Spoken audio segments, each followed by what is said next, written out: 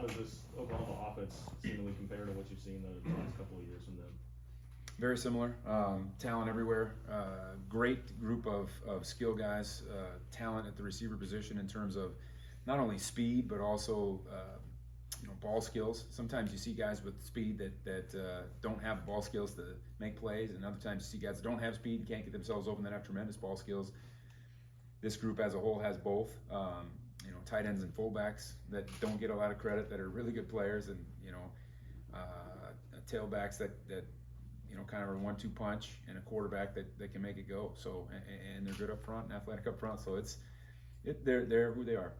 Second week for Daniel Green to get tossed with a targeting call there. Is it? I mean, do you feel like that's a pretty borderline tough one to take? It's always a ticky tack thing, but we're working on it. In the heat of the moment, it's just an instinct. And when you're trying, we teach. Trying to we use the term nipples and below is what we're teaching. And sometimes when you do that and they are trying to duck their head simultaneously, things happen. And I no point in complaining about the rule. It is what it is. But sometimes it stinks that it happens to him. Especially a guy that cares as much as he does. How was West Virginia's defense so effective last week? I thought they moved around a lot and presented a lot of different pictures to them. They also, to be very frank, they also are off the field quite a bit. And I didn't see the other side of the ball, but that must have helped also what they were doing over there in limiting the snaps. But in the first quarter, I think Oklahoma only played 7 plays. That's good as long as they're not 7 scoring plays. They were physical. They flew around. They were fun to watch. They're a good defensive football team. Spencer Rattler heard some boos from the home crowd. As you watch film of him, do you have any grasp of that? I don't know if they're seeing the same thing that I'm seeing on tape, because to me it looks like he's got good command of what's going on, getting the ball where it needs to go.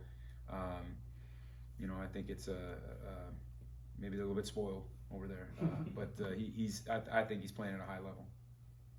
What did Oklahoma State do to open up the passing game on you guys? We talked as a defense, players and coaches, about just we need to take accountability for all the things that went wrong. As coaches, we need to take accountability for we were probably slow to react and make a couple changes that we made.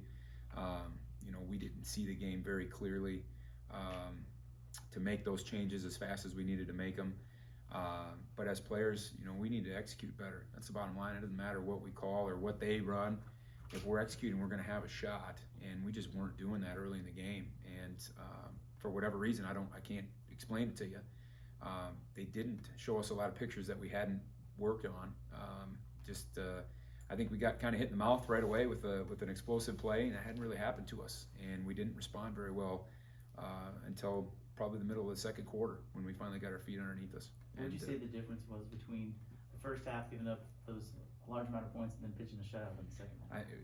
Truthfully, we made a few adjustments, minor adjustments, but we just executed a lot better. And I think that something to be said about when we finally got a stop. We finally started to get a little bit of our confidence back, and then as we kept getting more and more stops, it kind of snowballed a little bit. Just like in the beginning of the game, when we weren't getting the stops, the lack of confidence showed, and that snowballed a little bit too. And it's a delicate balance there, and I think we gain confidence when we execute, and we know we're executing. Even if things are happening, if you're in a 3 deep and they catch a hitch in front of you, it's a bad call. We're not panicking about that. The players know that too, and they're not panicking about that. They understand the strengths and weaknesses of some of the things that we're doing. But when we're doing things that should shut down the things that we're seeing, and we're not doing it, I think that created a little bit of panic in us. And we're still young. We're working through some of that stuff.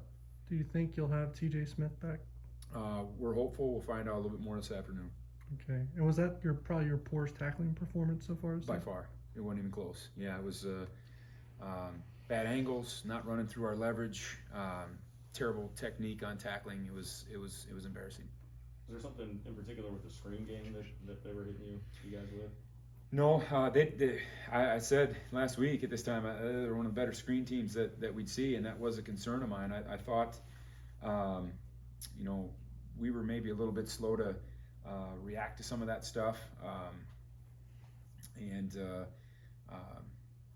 again, I think it's just an execution thing. And then again, tackling thing. I think there was a couple times where we maybe could have knocked it down and didn't, and it ended up being massive explosives. What are your best memories from the last 2 OU wins?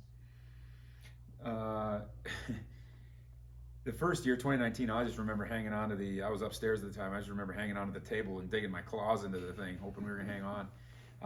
Last year, I just remember the guys, even down 35-14, just the confidence that they had, just knowing that we could go out there and get stops, and the confidence that the offense had, and just the relentlessness of us not giving up.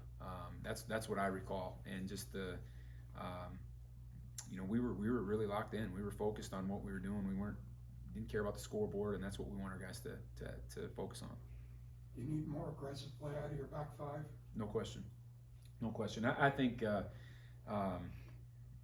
especially when it comes to tackling, getting off blocks, things that we emphasize all the time. We got to do that better. We're not going to have success. Do you continue to use that confidence of the last 2 years against Oklahoma, do you think the guys use that when they go into a game, or it's just kind of something they just... Couldn't tell you. I don't know. I know that, I think they just see what's in front of them. I think they know that we can play with these guys. I think if anything, they've got that in the back of their heads. But we still got to play the plays that we see, and we still got to execute. Is Reggie Stubblefield expected back this week? Again, we'll find out today. It's been the touch and go week. OU moved Mims to the slot. Have teams been doing anything to take him away? Not particularly that I've seen. I mean, they're doing a good job of getting him touches, and they do move him around a little bit. Heck, we've seen him in the backfield. We've seen him in different places, but he's got tremendous speed, and is certainly a guy we're gonna know where he's at. Oklahoma State had some success running the ball. How much did that kind of mentally put you guys back on your heels a little bit? Something we didn't expect. I mean, we obviously thought they were going to run the football, and we thought they were going to run a lot of the plays that they did run. And for us not to control the line of scrimmage the way we had the first 3 weeks was something different for us. And some of that was just alignments, something as simple as just being in a wrong alignment. There were some things that we did that were baffling. Some of it, like I said, was coaching error, where we've got to see things a little cleaner, and I've got to do a better job of getting us some of those things fixed quicker. But yeah, it was a different place that we hadn't been, and so that's an important focal point for us this week and every week. There, guys.